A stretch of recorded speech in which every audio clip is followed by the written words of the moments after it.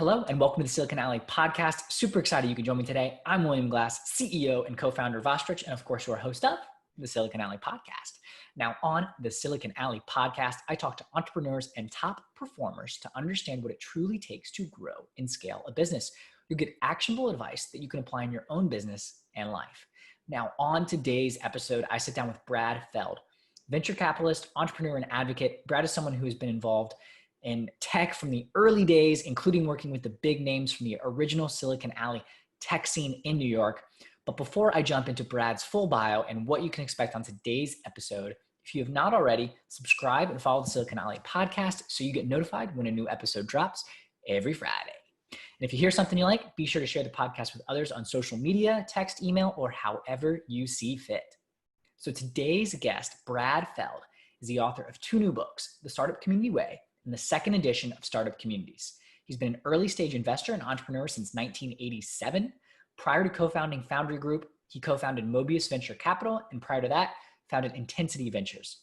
Brad is also a co-founder of Techstars, the global startup accelerator, and Brad is a writer and speaker on the topics of venture capital investing and entrepreneurship. He's written a number of books as part of the Startup Revolution series and writes the blogs Feld Thoughts and Venture Deals.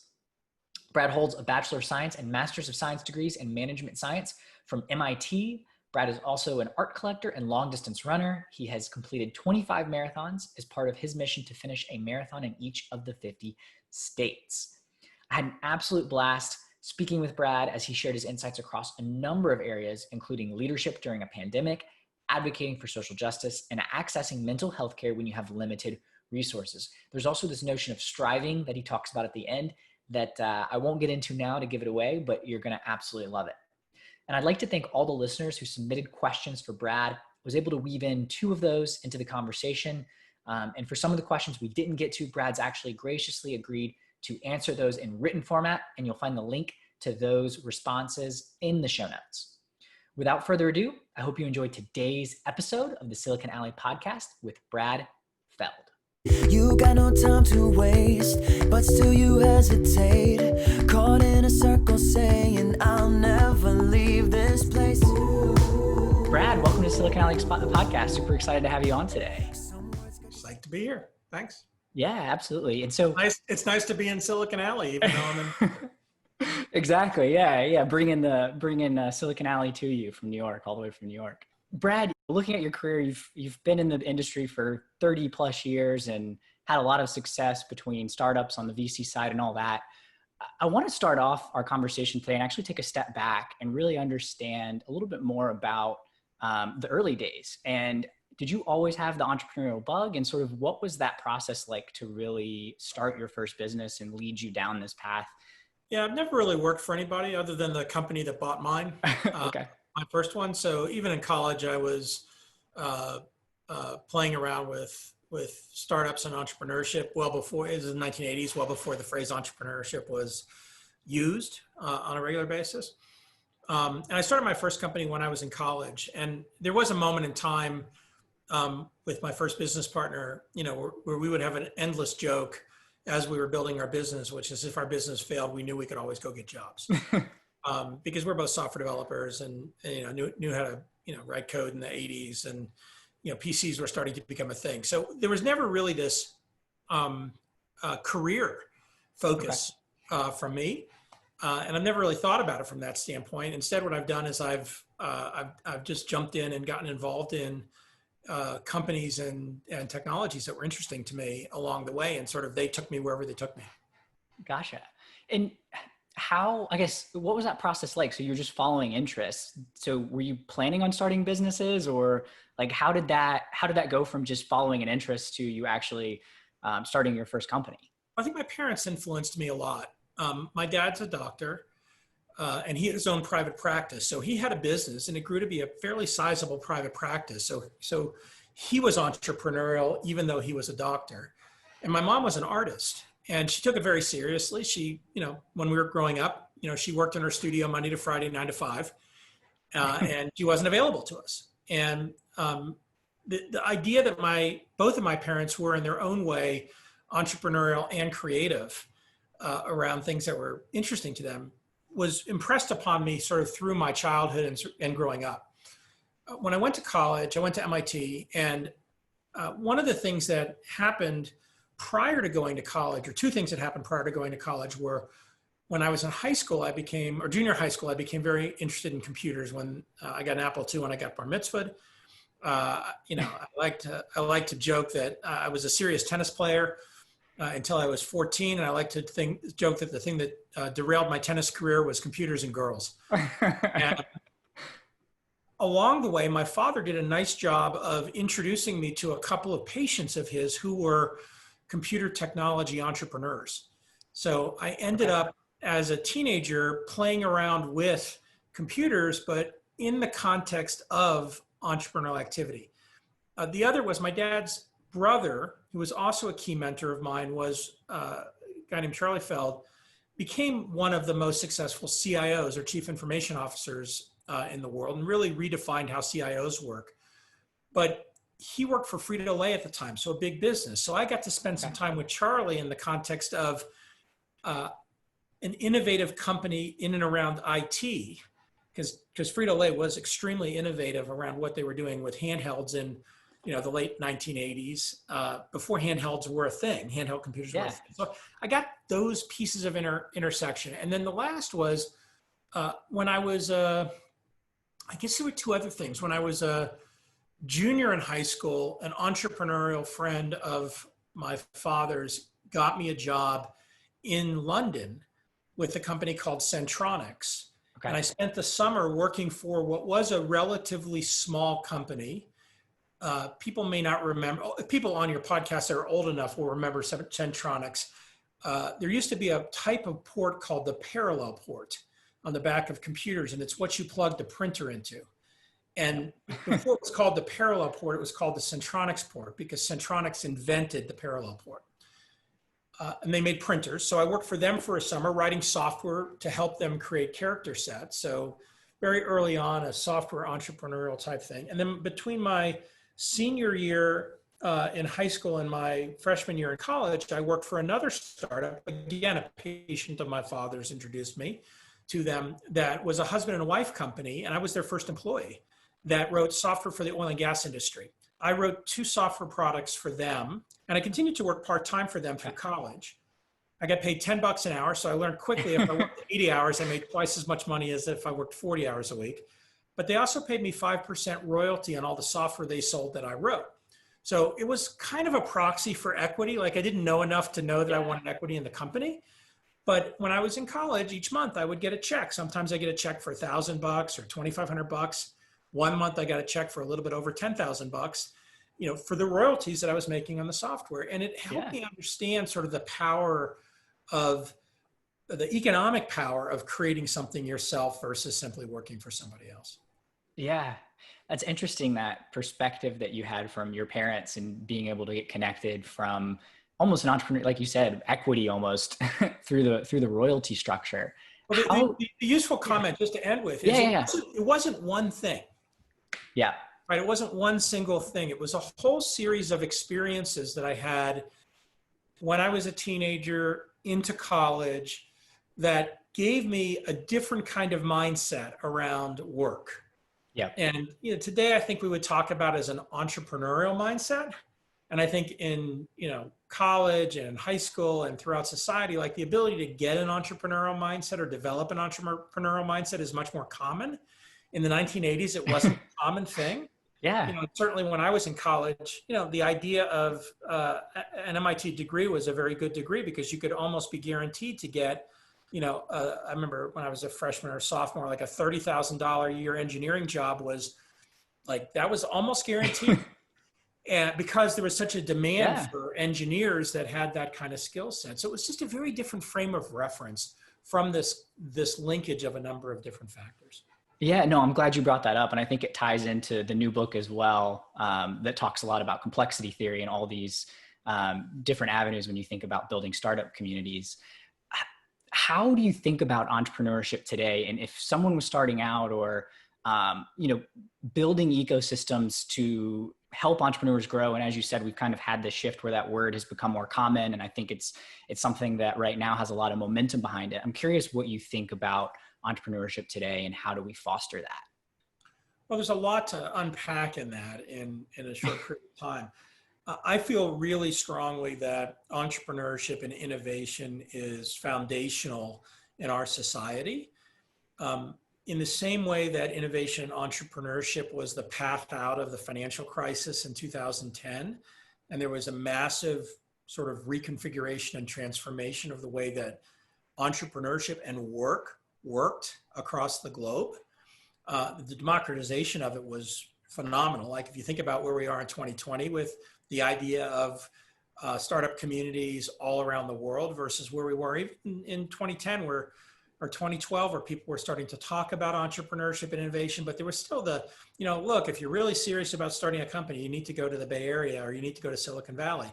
Like that narrative's gone. Like the notion that every city in the world can and should have a startup community, and that anyone should be able to and can start a company anywhere in the world, and that you can grow and build very significant startup and entrepreneurial companies and also meaningful startup communities anywhere in the world. Like it's nice that in 2020, that's now the narrative. The question coming out of, we're in the midst of a new crisis, right? The COVID crisis, which is the collision of, at least in the US, the collision of four crises. It's a collision of a health crisis, the disease, with an economic crisis that resulted from the health crisis, that is generating a mental health crisis, because as a society and as a species, like this is not the way we are used to behaving. And in the US, it's amplified a racial equity crisis that's existed since the beginning of our country. And all of these things interact with each other in very, very complex and unexpected and non-deterministic ways.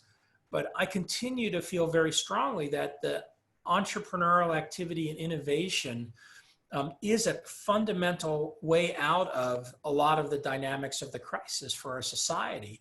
And so from whether it's a business perspective or an equity perspective, or a view of a different way of living our lives and how we have to live our lives now because we have a disease state that I think a lot of people hope it just disappears one day, but then I think there's a number of other people, and I put myself in that category, who believes that we'll be dealing with this kind of a disease state for a long time.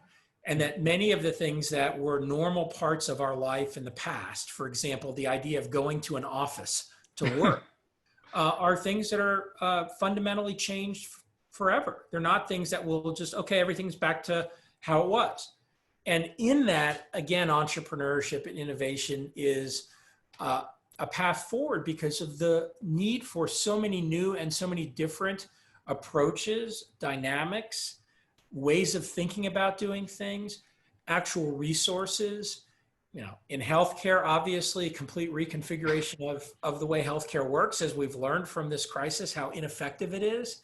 Absolutely. Which, top down at a macro level, I think in the US, we've been talking about for a long time and arguing about, and politicians have whatever. But, fundamentally, when you step back from what's going on, it's pretty easy to say, wow, there is enormous opportunity for innovation and change here.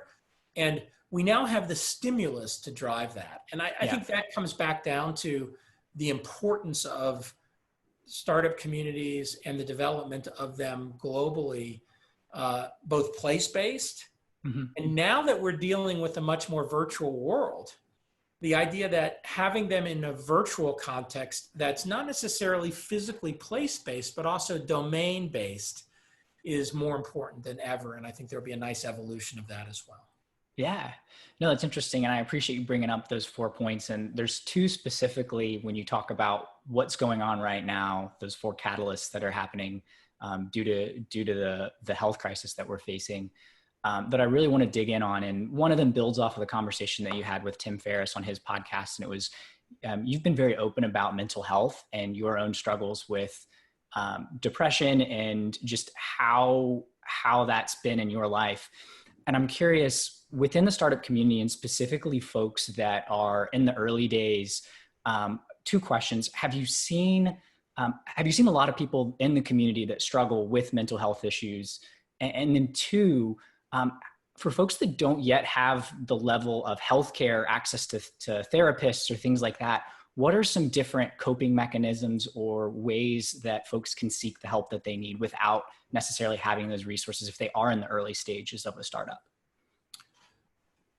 First, I think that most people in the human race over their lifetime struggle with various forms of what gets classified as mental health issues, whether they're clinically diagnosed or clinically driven or not. Being a human is hard, and there's a lot of tragedy in the existence as a human. And a lot of things are difficult, are stressful. A lot of things don't work or fail. There's lots of times where we find ourselves, whether we're entrepreneurs or employees or anything else, in the context of things dealing with incredible challenges. And many people are not able to process those things because of the stigma associated with mental health. And one of the reasons that I've been open about it is I think that my own struggles is that I think that the stigma should be eliminated. I think the stigma is an enormous inhibition in our own success as a species. And by the way, if you're listening to this and you're like, nope, never had any mental health issues, totally good, never been anxious, never been stressed, you probably know somebody who has. A parent, a child, a relative, a friend, an employee, a business partner. And so step one is eliminating the stigma and recognizing that this is a normal part of the human condition. Step two is something that Jerry Colonna, who at one time I think was very well known in Silicon Alley and hopefully still is. In the 1990s, he was partners with Fred Wilson in given the Flatiron building, an aptly named firm called Flatiron Partners. And Jerry now runs a company called Reboot, and he talks about the secret to leadership, or the key to leadership as the Reboot way, which is that you combine two things. You combine practical skills development with radical self-inquiry. And the key that I would underscore, most people in business, most entrepreneurs, most leaders totally get practical skills development, right? I want to get better at doing this. I want to improve this. I want to learn from this. I do this, and there's lots and lots of different ways to do that, whether it's formal from an educational perspective or pragmatic or practical from an experiential perspective. Radical self-inquiry is a really interesting phrase because the implication is that as humans, we're imperfect. And by definition, that's true. And if you want to be a great leader, continually learning about yourself, exploring what you're good at and what you're not good at, acknowledging and understanding your weaknesses, and then working on them in the same way that you would develop your skills around, handling your email better, or, dealing with negotiation better, or being a better product manager, is critical if you want to be a great leader. So I think in the context of the stigma that exists with mental health, a lot of people just avoid that. Yeah. And we have a lot of historical cliches, and we have a lot of role models, right? The leader that never acknowledges they're wrong, the leader that never talks about their mistakes, the leader that lies continually to obfuscate the reality of what's actually happening to try to paint a better picture for everybody else. And by the way, I'm not talking about a particular person. I'm talking about a type of leadership that's pervasive, that is not very effective, especially in entrepreneurship and innovation and companies that are fast growing. Secondarily, I want to get to the second half of this quickly. You talk about, well, what can be done if you don't have those resources? Yeah. What can be done if you can't afford therapy? By the way, this is back to our healthcare system in the US.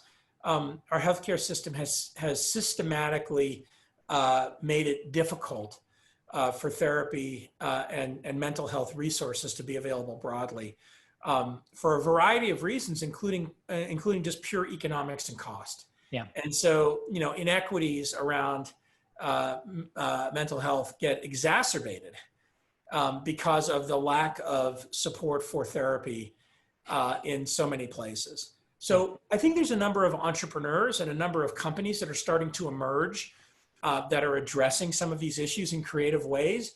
A lot of it by going against the backdrop of how the traditional infrastructure works. We relatively recently invested in a company called Meru Health that's approaching therapy in a different way through telemedicine and through a 12-week program that's significantly longer than most insurance providers will provide, right? You can get a couple of sessions paid, but that's it, and done in a way that's much more scalable and then delivered by companies through their, again, the economics are delivered through the companies in conjunction with the healthcare provider. So you're seeing a lot of innovation that's market-based innovation to try to change how that works, but also using technology, which makes it more accessible.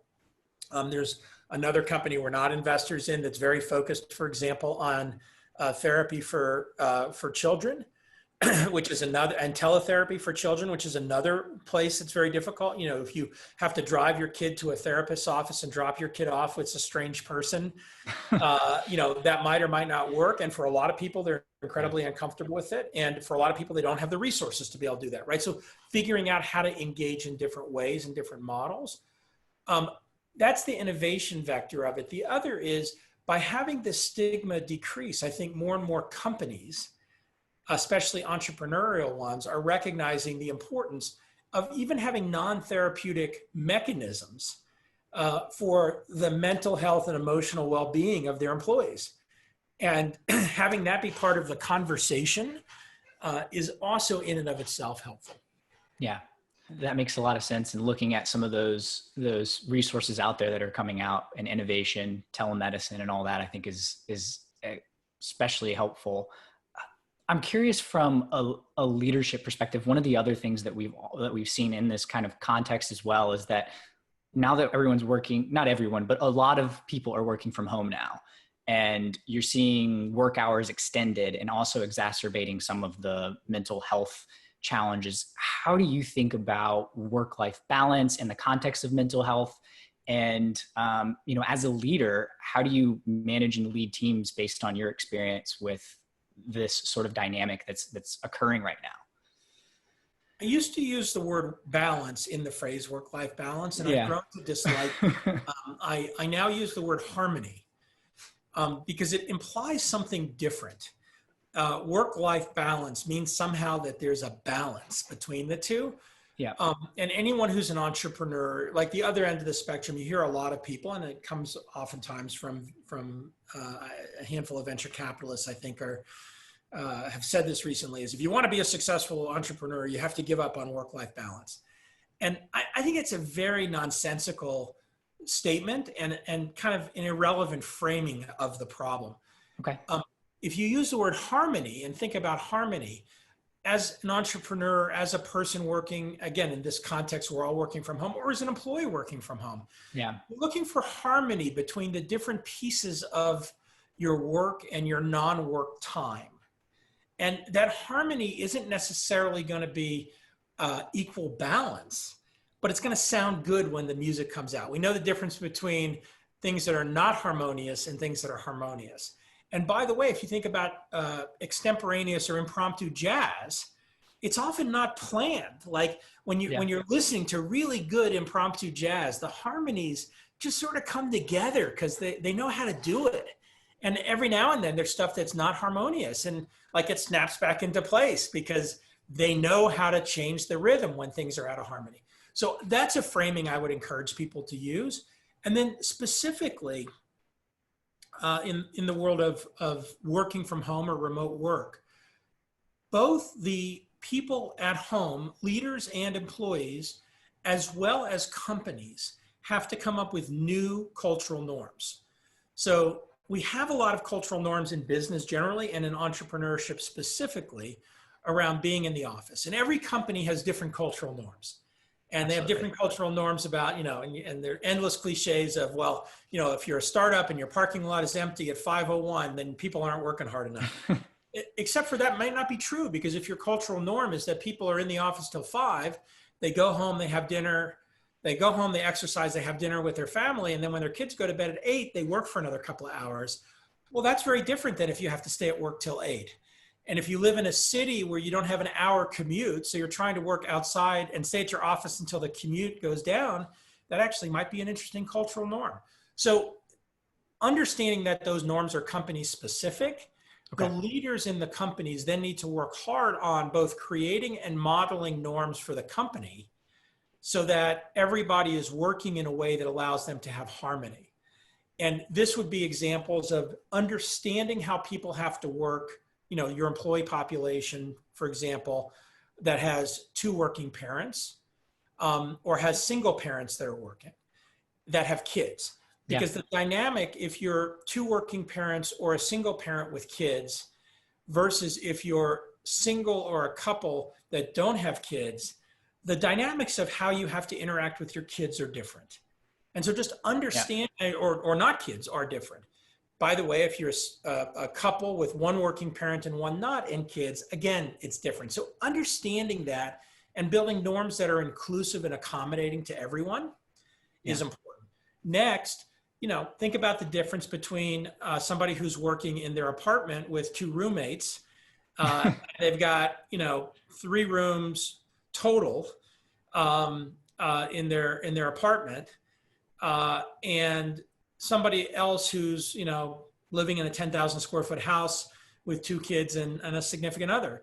Very, very different environmental contexts. Yeah. And, the idea, I don't know, in your world, but in my world, like the number of people who love working at home is an interesting number. And for me, in my world, it's interestingly high. But there are also people who have a very difficult time working at home. Yeah. They have a difficult time working at home. I had a person working for a company recently that I was interacting with, and I found out that they have to do their conference calls from their bathroom. Because there's just not enough room in their house between their kids, their spouse who's working.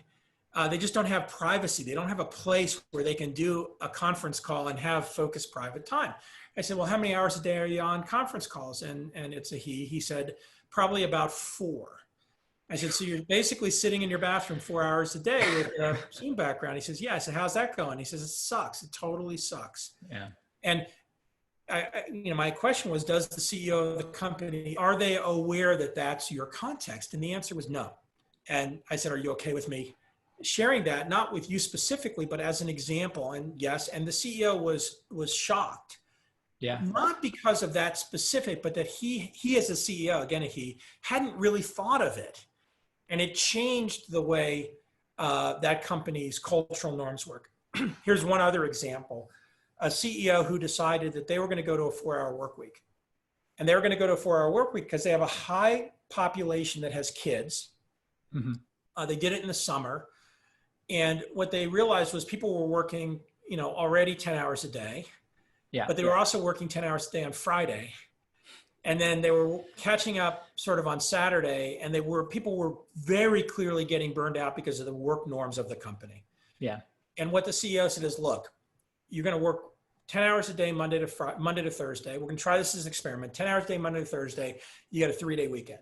If you want to work on Friday like you would on Saturday to catch up, no problem. You can work some time on Saturday, but you shouldn't expect anybody else to respond, or on Friday. You shouldn't expect anybody else to respond to you on Friday.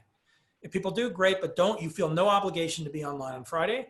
And then you have sort of Friday, Saturday, Sunday to regroup for the next Monday, Tuesday, Wednesday, Thursday. 2 weeks in, the feedback from the company was universally off the charts, positive. Wow. Because the pressure on people by changing that social norm came down significantly. People started to say, hey, are we going to do this permanently, or are we just going to do this for the summer? The CEO wisely said, we're going to run this experiment for a while. I think they're going to continue to do it permanently. And now, as people start to think about having to do remote school again for their kids, there's enormous relief in the system of this idea that they might have all day Friday to be able to spend time with the kids around a remote school versus having to weave it into everything else. So I give a couple of examples to try to talk about this work-life harmony. Yeah. From an individual perspective, like think about how it could change for you so it works better, and then flip it around as a leader or an entrepreneur. Think about being intentional with regard to your company. One last comment on this for me and my wife, Amy. We both have very full days in terms of our work. We have no kids though, so we have a lot of flexibility. But we do have very intense, very scheduled days in this moment because of the work that we do. A number of years ago, when I had a depression, when I was in my late 40s, I decided not to wake up with an alarm clock anymore. So I used to be that person that woke up at 5 o'clock every morning, no matter where I was. And so I just decided when I was depressed, I had a 6-month depressive episode, I was not going to use an alarm clock. And I started my day at 11 in terms of my scheduled day. Yeah. And I told Amy, like, if I'm not up by 10:30, wake me up. And I slept for a 6-month period. I slept 12 hours a day or more. I was exhausted. So exhausted, even though I thought that I had enough. I was depressed too, so there was some of that, but just the physiological exhaustion.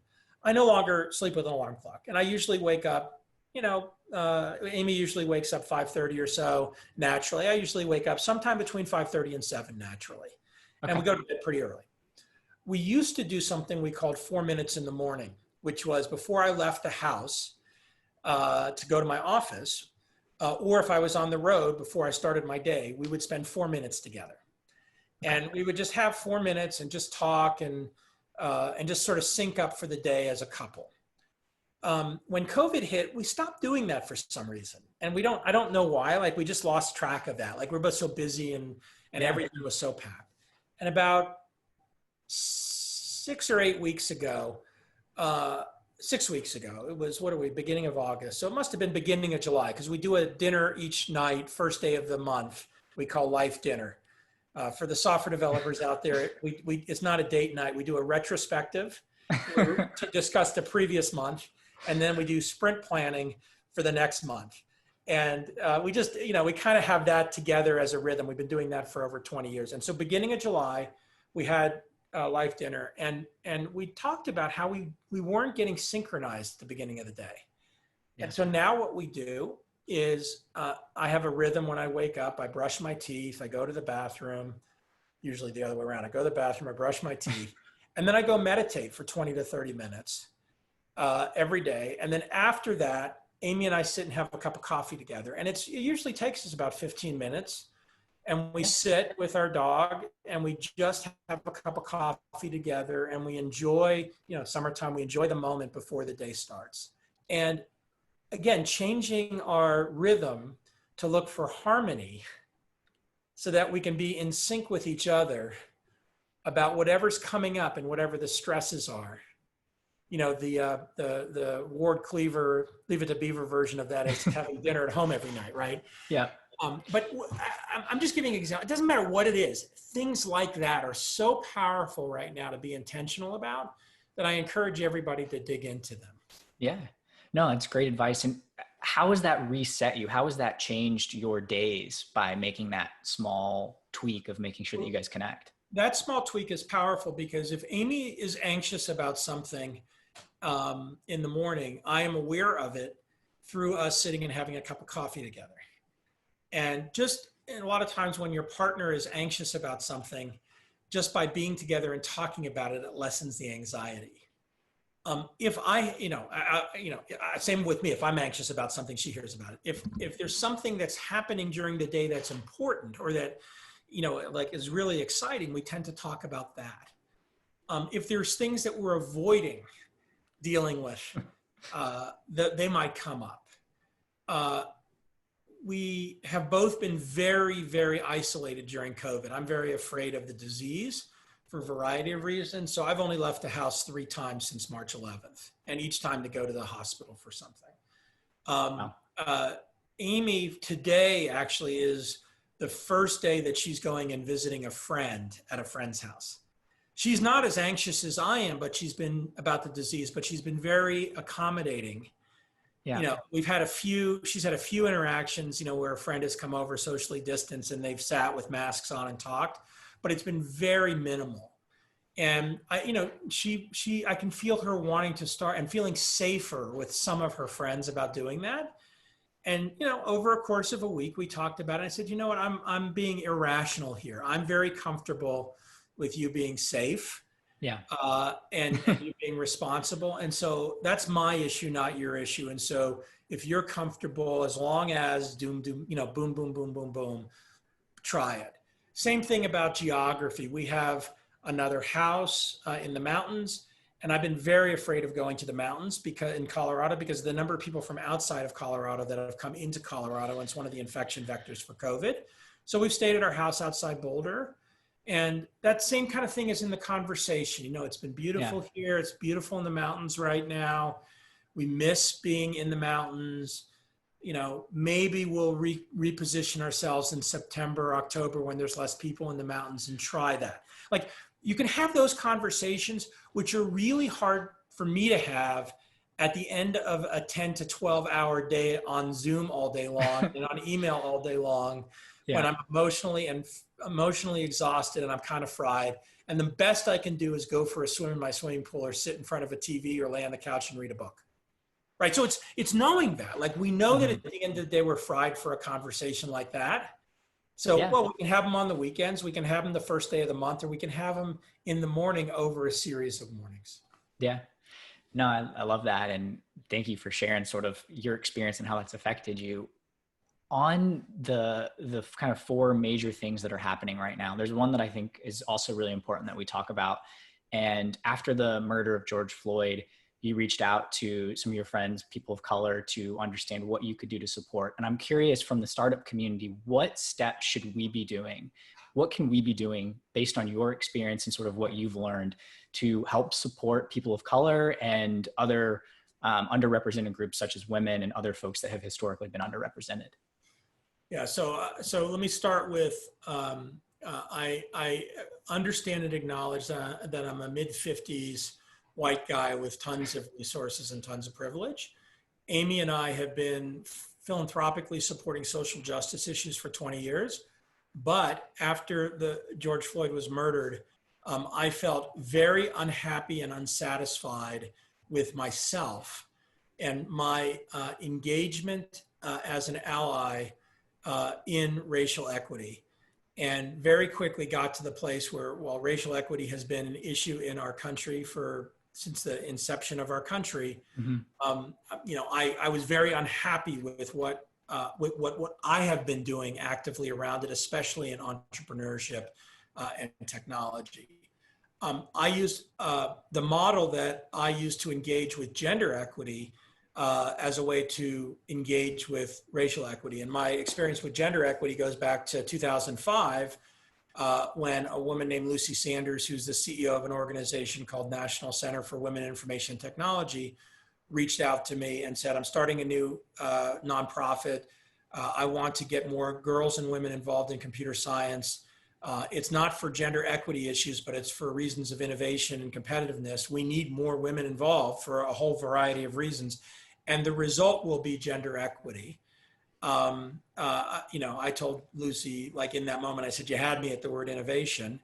And, you know, my wife and I are equal partners in our relationship. My mother and father were equal partners in their relationship. I grew up with women, you know, who were very, very strong, equal partners. But I was also aware in tech and entrepreneurship of the inequities around gender. And I learned from Lucy in the first year that pretty much everything I thought, 2005, pretty much everything I thought, pretty much everything that men, and in this case, almost always white men, did around gender equity issues were at best neutral and were normally negative and harmful. And that the challenge and the problem with the dynamic was often men would show up and say, I'm here to solve the problem. I'm here to fix you. I'm here to fix the gender equity issue.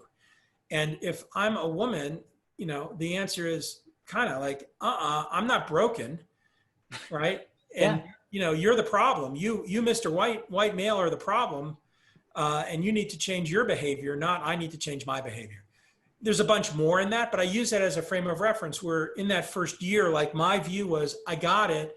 And my behavior then became one that today we call an advocate or an ally, right? In the notion of male advocacy and gender, or allyship in the notion of racial equity.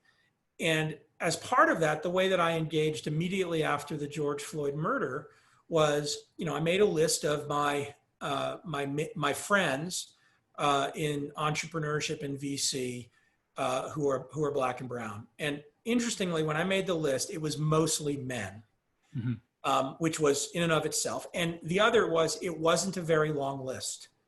And so I looked at the list of, and these were people that I felt like I had a real relationship with versus I really just sort of knew or had had an email exchange with.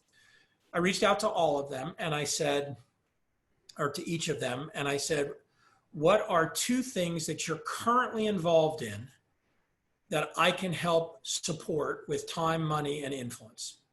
That was the conversation. It was not, what should I do? It was not, how can I learn how to be better? It was not, what do I need to do to fix the problem? Mm-hmm. It was, what are you doing already that I can support? And I didn't put any constraints around that. And subsequently, I've engaged with, a couple things have happened. I've engaged with almost all of them in something substantive. And I blogged about a few of the things, and I'll continue to blog about the things as they come out.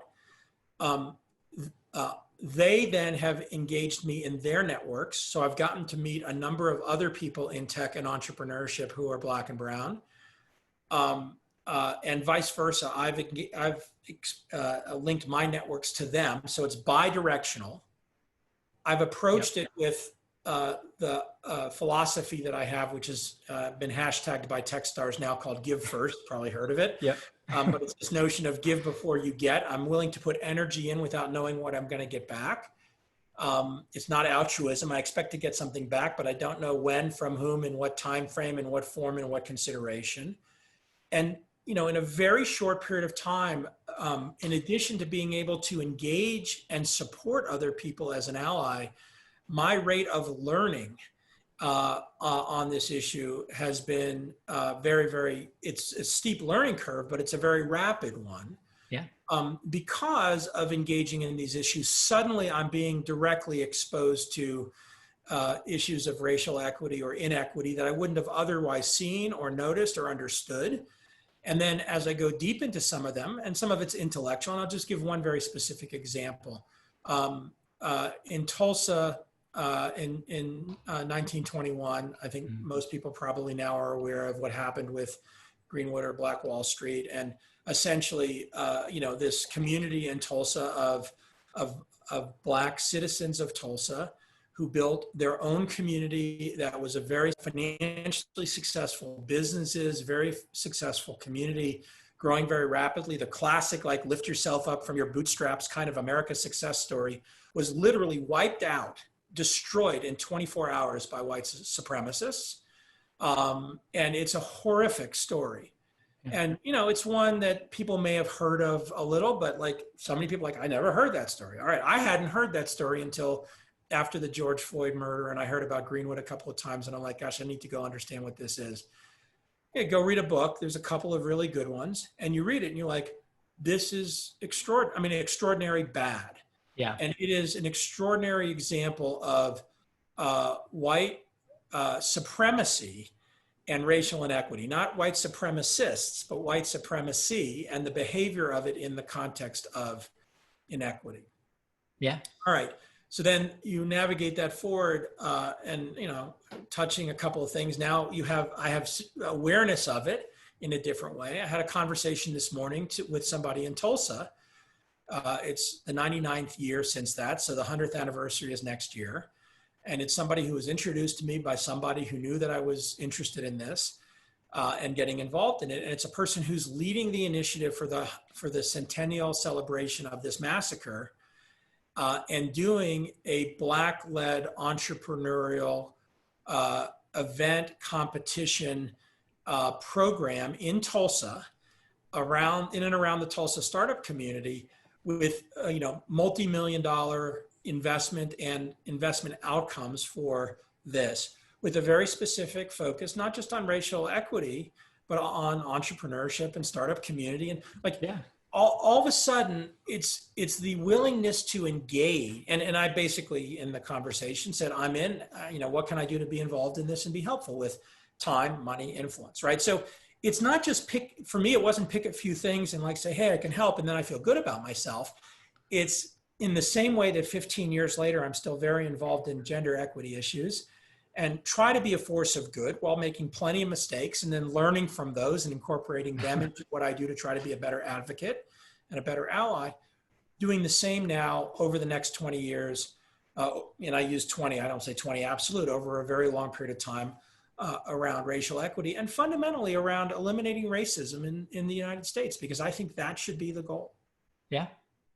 No, I appreciate you sharing. And I think, it's incredibly important that we have these conversations, and the fact that you didn't know about that. I didn't know about that until after the, George Floyd's murder in terms of Tulsa. Just there's these stories that are horrific that we've just been buried in history.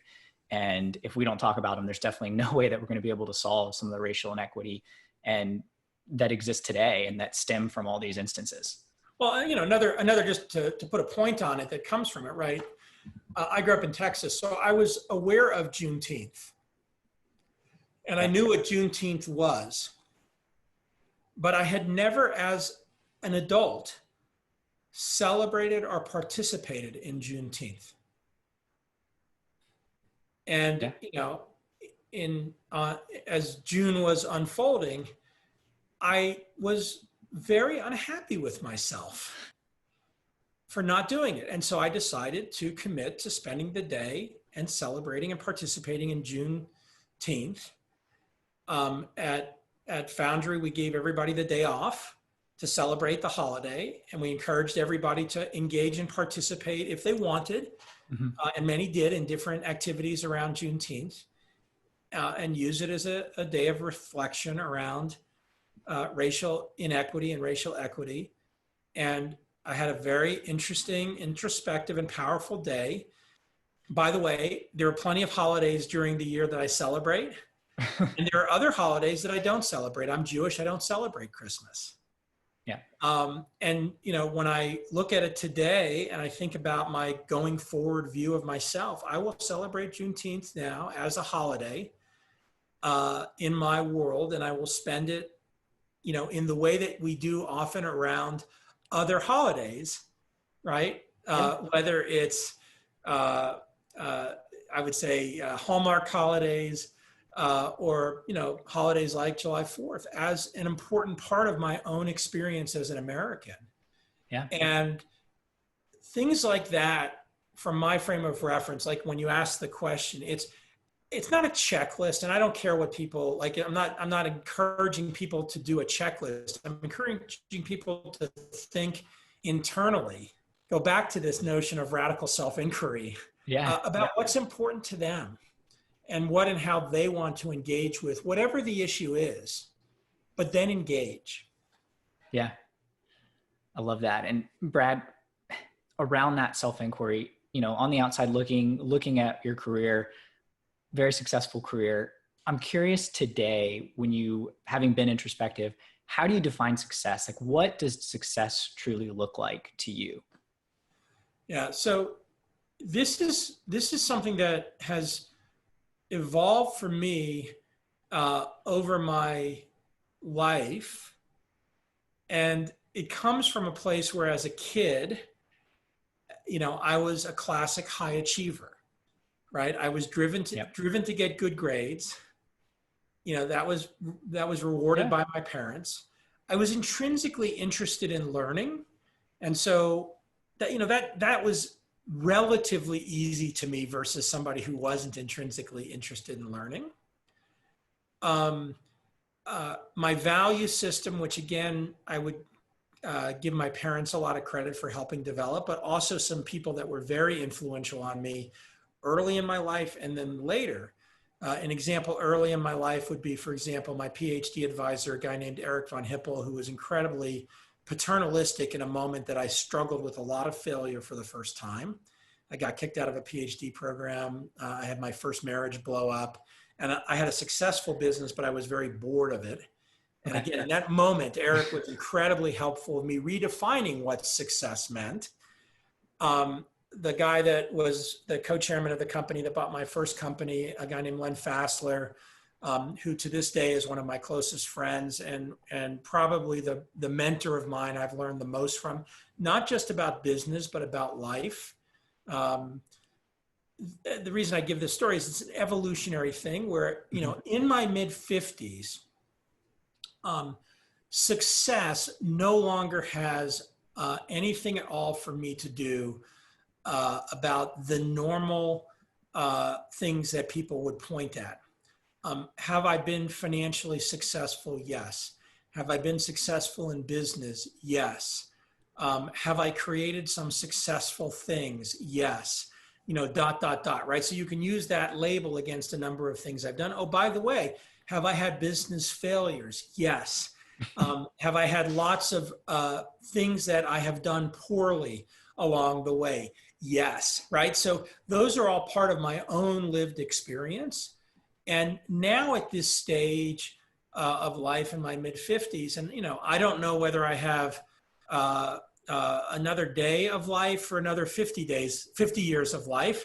I'd like to hope it's more rather than less, but it's non-deterministic. We don't know.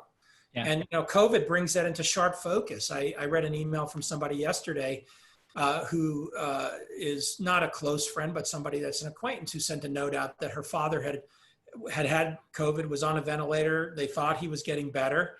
And then he unexpectedly died. And just like the fragility of our existence is front and center. And so for me, I have shifted into a mode where my definition of success has less to do with achievement of specific things and my own individual sense that I'm contributing in some way, in a positive way, in a give first way, to all of the things that I'm involved in.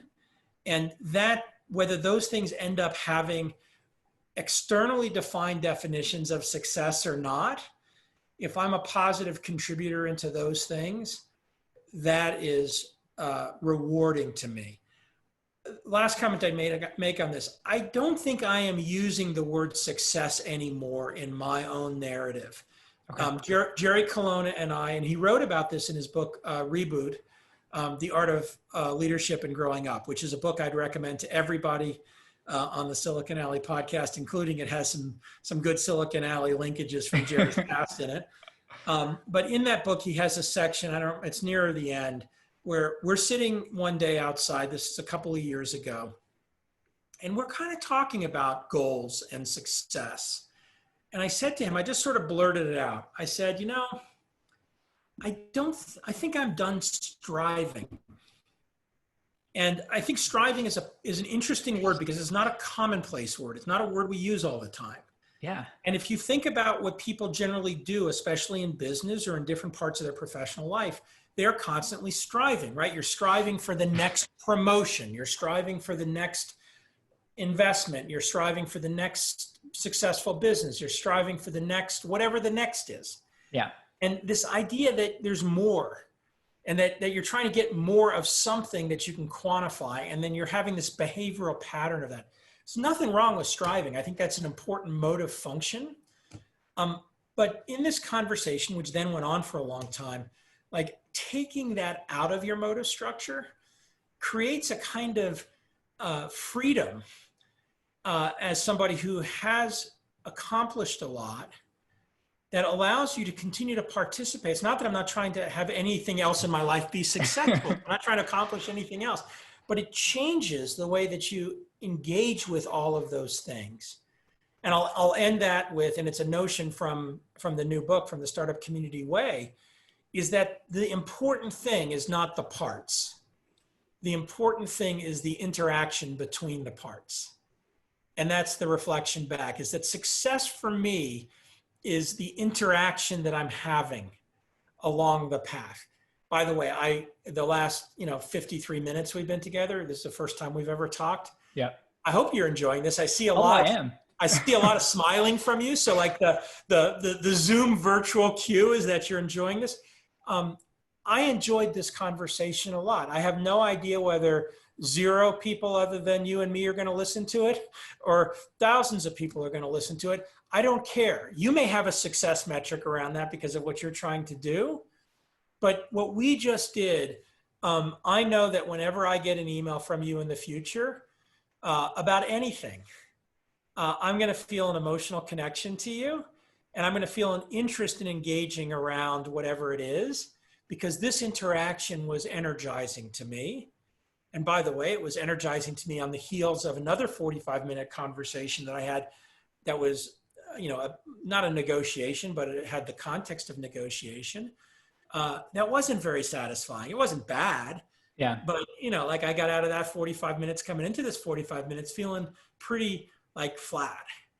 And I come out of this 45 minutes or 50 minutes feeling energized. So if nothing else, like that's my definition of success. And I would even go so far to say, thank you for providing me the vehicle and the interaction to be able to have it. Take that and replicate it over and over again every day. I want more of that in my life than the thing that depletes me. Brad, I appreciate it. I really appreciate the time, and thank you for those kind words. This has been an awesome conversation. I've been looking forward to it since we got it on calendar. Love the book, by the way. I got it yesterday, so I'm only part of the way through, but I want to leave you with the last word. How can the audience support, get the book, The Startup Community Way, and support what you're doing and connect with you offline? Well, a couple of things. One is, and we say it in the book multiple places, everybody involved in a startup community should always remember the key goal of a startup community has one primary goal, and that's to help entrepreneurs succeed. And it's something that's often lost. And it's especially lost. We do in the book define the separation between a startup community and an entrepreneurial ecosystem, and they're different things. And we often now, you hear the words blended, a startup ecosystem, an entrepreneurial community. There's a startup community and there's an entrepreneurial ecosystem. And the fundamental goal of the startup community is to help entrepreneurs succeed. It's one of the goals of the entrepreneurial ecosystem, but not the only one. And that's why they're distinct. So don't lose sight of what you're trying to accomplish as a startup community. So that's my last word. In terms of getting in touch with me, lots of different ways. I'm at bfeld on Twitter. Obviously, if you're interested in the book, I encourage that. I'm available by email. My email is easy to find, so I give it out. It's brad@feld.com. If you do email me, just give me context. Put, like Silicon Alley Podcast in the title or SAP in the title, so I know, where you came from. And start with a punchline, but happy to talk. And I'll also give you the links so that you can put in the show notes. I created a virtual startup community that's about a month old, is now about 4,000 people around the world and growing very quickly. Oh, you're in that, I think, right? I am. So I'm in that. That's how we connected. That's how we met in the first place. So you have the link. So put it up. And what I'm trying to do with that is I'm starting to experiment with the idea of startup communities virtually, because a lot of, the historical work around the last 8 years around it have been place-based, where place matters a lot. And we know that virtually you can do some really interesting things. And I'm trying to understand better by engaging and creating and participating how to make non-place-based startup communities be really powerful. So those are ways to engage with me. Perfect. Well, thanks so much, Brad. This was a ton of fun. I really appreciate the time. And thanks for sitting down with us on the podcast. Thanks for having me.